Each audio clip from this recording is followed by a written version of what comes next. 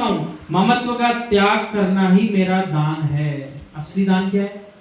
इस ममतामयी परिणाम का त्याग करना। ये ममता सुनने में शब्द अच्छा लगता है, व्यवहार तक अच्छा लगता है कि ममता होना चाहिए जीवों के प्रति, लेकिन जब वीतरागता की बात चलेगी, ये ममता भी संसार में रोकेगी कि संसार से पार कराएगी? आप ही बताओ। ममता की मूर्तियां आप लोग उत्तर दो। ममता भी रहेगी तो ये ममता मोक्ष ले जाएगी कि मोक्ष ले जाने से रोकेगी? कम से कम यहाँ तो सही बोल लिया करो आप। जिसमें राग नहीं होता है तो दूसरे का अमृत भी वजनदार लगता है, और जिसमें राग होता है, अपने बेटे की माँ से पूछो, 9 महीने तक एक बच्चे को अपने पेट में रखे रहे, उसको वजन ही नहीं लग रहा था। हे माँ, मेरा आपसे एक प्रश्न है, आपके बच्चे की नाक में कौन सा अमृत टपकता है? और वही नाक कहीं रोड पर पड़ी मिल जाए तो सिकोड़ करके भागते हो ना। हे मित्र, जिसमें कर्ता बुद्धि है तो मल भी दुर्गंध नहीं देता। आपके पति के पुत्रों ने आपको मेहतरानी बनाया या नहीं बनाया? ऐसा आचार्य श्री पूछ रहे। आचार्य श्री कितनी बारी बोलते हैं, देखो अभी आप मुनिराजों से बोलते हैं, अपन सब तो संसारी हैं, बोले देखो आप सब यहाँ आ गए, दीक्षा हो गई, ये तो सब पुंथड़ियाँ धोते रहते हैं, ऐसा बोलते हैं महाराज जी से। तो महाराज जी सब आनंदित हो जाते हैं, सही बात है आचार्य श्री, हम यहाँ आ गए तो बच गए, ये तो सभी ही करेंगे। और आचार्य श्री कहते हैं देखो मल भी स्वयं के शरीर से भी निकले तो कितना कर्तव्य भाव है, उसको पहुंचेगा और अपनी जन्म में रख लेता धीरे से, अपनी मल को रख लेता है, नहीं रख लेता। और किसी दूसरे का हो तो अब रख पाएगा? नहीं रख पाएगा। लेकिन उस मल से भी जिसको घृणा नहीं आएगी, उसी के पास सम्यक दर्शन के 8 अंग है, ऐसा मान सकते हैं। और जैसे मल से भी घृणा आ रही हो तो फिर यूं कह रहे हैं भैया अभी आपके अंदर समता नहीं आ पाई। और देखो ये प्रसंग ऐसे ही नहीं निकला, इसको और गहरे में ले जाओ।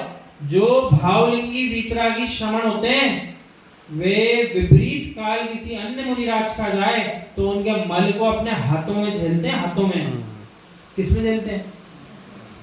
माना किसी मुनिराज की स्वास्थ्य ठीक नहीं है, वमन हो गया, सो वमन दूसरे मुनिराज भावलिंगी अपने हाथों में झेल लेते हैं उनका। कोई बात नहीं महाराज जी, आपका स्वास्थ्य ठीक होना चाहिए, ये तो मल है शरीर का, इसे विसर्जित कर देंगे। और जिस जीव को देख करके यूं भाव आए, अरे चलो चलो महाराज जी की तो स्वास्थ्य ठीक नहीं, और यही हो रहा है पंचम काल में। कौन से महाराज जी अच्छे? युवा महाराज अच्छे हैं। कौन से महाराज जी अच्छे? स्वस्थ दिख रहे, चल रहे फिर रहे, हमसे बोल रहे, सुंदर चर्या हो रही, अच्छे महाराज जी। वो कोई वृद्ध महाराज जी नगर में आ जाए चतुर्मास करने, अरे कौन देखेगा? और यही स्थिति घर के अंदर है। घर में जीव जब तक घर का स्वस्थ है तब तक बहुत अच्छा लगता है, कमा के ला रहा है जब तक बहुत अच्छा लगता है, और जिस दिन वो घर का जीव कमाना बंद कर दे, शरीर उसका साथ देना बंद कर दे, अब उसका मल उठा के फेंकना पड़ जाए, तो मन में ही चुपचाप क्या सोच लेता है, और कब तक उठाना पड़ेगा, कब तक उठाएंगे, अब तो बहुत दिन हो गए, हे प्रभु इन्हें उठा लो। ऐसी भावना अपने ही घर के जीव के लिए भा लेता है। और थोड़े दिन पहले वही जीव कितना इष्ट था जब कमा कर ला कर देता था, उसमें भी कितना कर्म बन, जल्दी से इनकी पर्याय सुधर जाए, ऐसा बोलता है। वाणी सुंदर करके बोलेंगे, क्या बोले कि पर्याय सुधर जाए, तो आप सुधार रहे हो कि खुद सुधरेगी?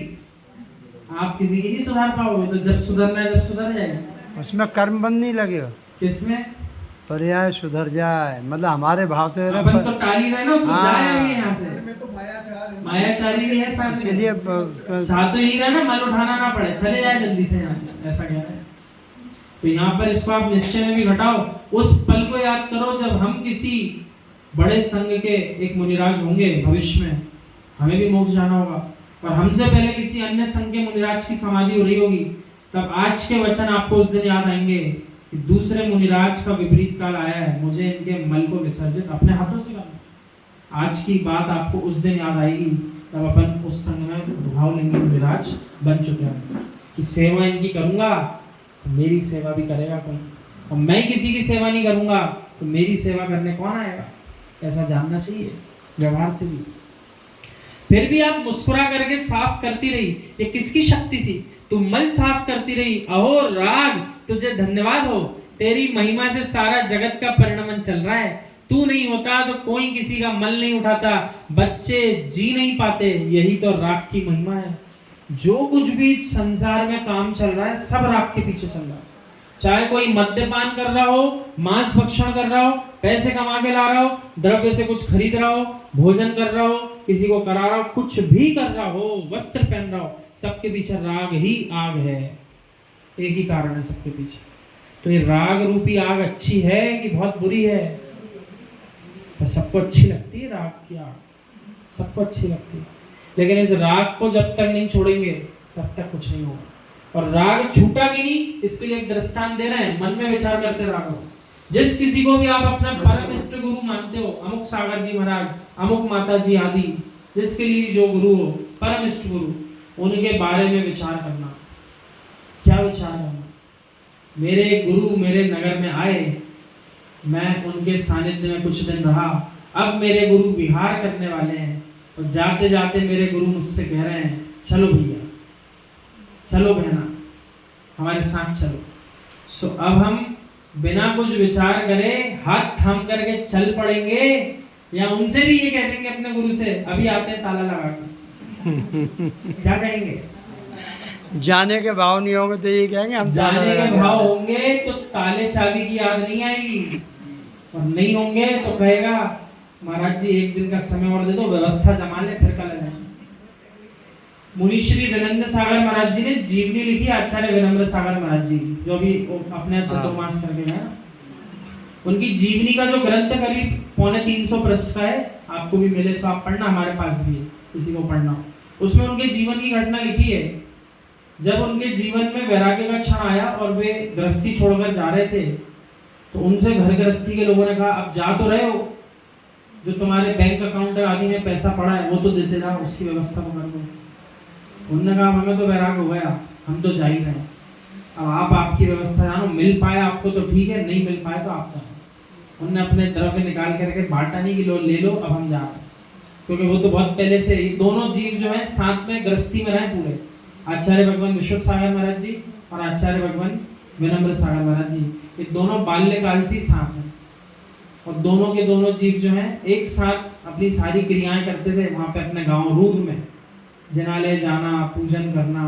और जो आचार्य विनम्र सागर महाराज जी को विशेष एक प्रशस्त राग है, कई जीव जो छोटे छोटे बालक बालिका होते हैं उनको पूजन आदि सिखाने का। उनने अपने ग्रस्त अवस्था में थे, जब वे ब्रह्मचारी बने, उन अवस्थाओं में उन्होंने बहुत सारे स्थानों पर अलग अलग जगह जाकर के, तो कैंप जो अपन बोलते हैं वो सब आयोजित किए, शिविर, तो अलग अलग जगह जाकर के पूजन आदि सिखाते थे सबको। उसी का फल है कि देखो आज स्वयं पूज्य हो गए। ऐसा ही होता है, अपन को भी पूजा क्यों करना है? स्वयं पूज्य होने के लिए पूजा करना है, ऐसे ही प्रसंग है। हे मित्र, सांची सांची कहो, उसके पहुंचने में भी तुमको आनंद आ रहा था और पूछ रहे थे बेटा पूरी साफ हो गई कि नहीं हो गई? जैसे बेटे की नाक के नाले के द्रव्य को तुम पहुंचकर साफ कर रहे थे, ऐसी भीतर की कषाय के नाले को साफ कर लेता तो किसी की नाक पहुंचने ही नहीं पड़ती। अपने अंदर के विकार समाप्त हो जाते तो किसी अन्य के शारीरिक विकार शांत नहीं करना पड़ता।